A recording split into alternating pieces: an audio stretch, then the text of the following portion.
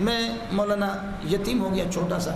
پھر یہ کہ خزدار میں تھا تو وہاں ایک پٹھان تھا, اللہ آپ کا بھلا کرے, سید تھے, آج مجھے نام یاد نہیں ہے, میں بہت چھوٹا تھا, سمجھے, سید تھا, اور اس کی 2 بیٹیاں تھیں. وہ خود کوئٹہ میں رہتا تھا, پشین میں.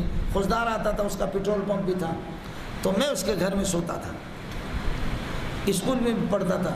اس کی بچیاں تھیں چھوٹا, سمجھے. اب واللہ نے میرا رب جانتا ہے, مجھے اس کا کوئی علم نہیں ہے کہ کیا. اب وہ رات کو باہر, ان کی بیوی اور بچیاں ان کی سو جاتی تھی, صبح اسکول کے لیے میں ان بچیوں کو پہنچاتا تھا, سمجھے, اور میں بھی اسکول میں داخل ہو گیا, سمجھے. اب جیسے صبح اسکول لے جاتا تھا, یا وہ باہر سو گئے, ان کے بسترے اٹھا کر کے اندر کمرے میں رکھا, انہوں نے مچھردانی باہر لگا دی, مچھردانی اتار کر کے لگا دیا, تو کبھی ان کے تکیے کے نیچے 10 روپے, کبھی 5 روپے. اس وقت کے 10 روپے کا مطلب آج کے سینکڑوں روپے بنتے, 1000 روپے بھی. کبھی 10 روپے, کبھی 20 روپے میں اٹھا کر کے وہ اماں جی کو دیتا تھا, سمجھے, ان کی ماں کو. اور وہ جو آغا جان تھا, وہ پٹھان, وہ کبھی 3 مہینے کے بعد آتا, کبھی 2 مہینے, کبھی مہینے میں آتا تھا. شاید مہینے 1.5 مہینے میں نے ان کی خدمت کی, لیکن میں نوکر تھا اور یہ بڑے تھے, سمجھے.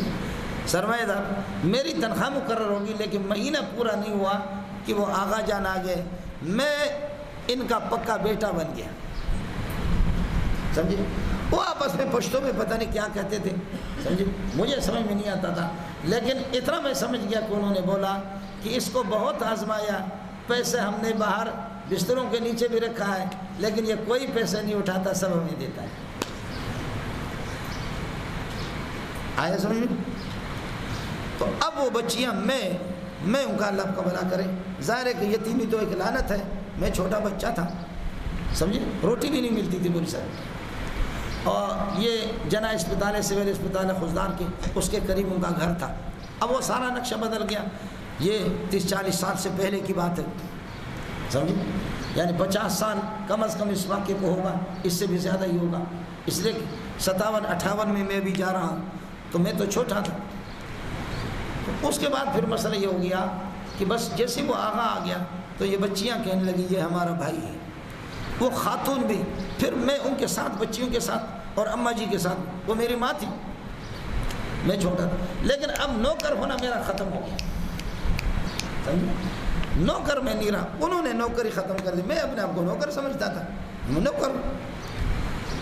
لیکن اللہ کا کرنا یہ ہوا کہ 7-8 مہینے کے بعد یا سال کے بعد جب ان کو چھوڑا اور میں مدرسوں میں داخلہ کی, اللہ آپ کا بھلا کرے, میں نے داخلہ کی کوشش کی کہ میں مدرسے میں جا کر کے, میری والدہ نے دوسروں نے کہا کہ مدرسے میں پڑھے. مولوی صاحب اس گھر میں قیامت برپا ہو گئی. وہ بچیاں دھاڑے مار کر کے رو رہی ہیں, وہ خاتون بھی رو رہی ہیں.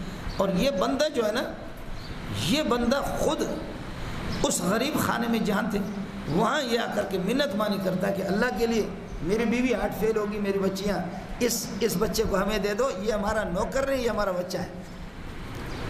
اس کا بیٹا کوئی نہیں تھا. لیکن میں ظالم سا بہرحال ہم نکل گئے مدرسوں میں, الف با تا سا.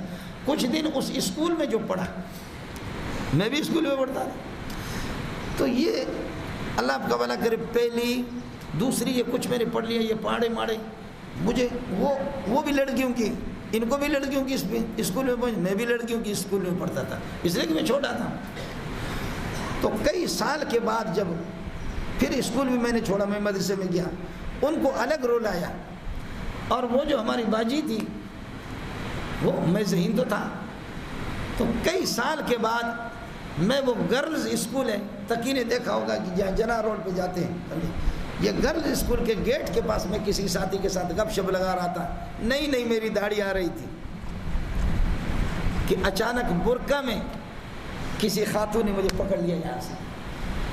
اللہ اللہ, برقع میں کسی خاتون نے مجھے پکڑ لیا, کہا کہ بیٹا آپ نصیر تو نہیں ہے, میرا نام چونکہ نصیر ہے, بیٹا آپ تو نصیر نہیں ہے.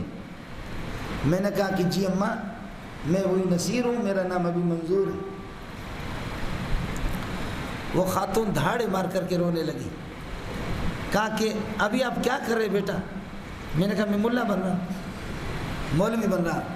کہا بیٹا کیا غضب کیا آپ ذہین تھے، آپ اسکول پڑھتے میرے بیٹے، میں نے آپ کو بیٹا، وہ باجی نے الگ بیٹا بنایا تھا مجھے، سمجھے؟ اس نے کیسے پہچان لیا کہ بیٹا آپ اسکول پڑھتے کتنے بڑے افسر بنتے، لیکن آج افسروں کو محمد کی جوتیوں پہ قربان کر دوں، اللہ نے سلیم اللہ کی جوتیوں میں جگہ دے دی، محمد رسول اللہ کے ڈیرے پہ اللہ نے ڈال دیا مجھے، قرآن اللہ نے میرے گود میں ڈال دیا، لیکن ان لوگوں کی اخلاق کو دیکھو نا، سمجھے بولو ان کی اخلاق، کبھی کبھی مجھے وہ یاد آ جاتا ہے، یہ یتیمی ہے، پٹھان کہتے ہیں داسات بام تیرشے، یہ گھڑیاں بھی اس طرح گزر جاتی ہیں، سمجھے؟ اب ہمارے جمیل تو کروڑ پتی، اس کو کیا ہے، اس کو تو کوئی پرواہ نہیں، یہ محتمم ہے، پرنسپل ہے، پہلے سے ابھی دورے سے فارغ ہو گیا، محتمم بن گیا۔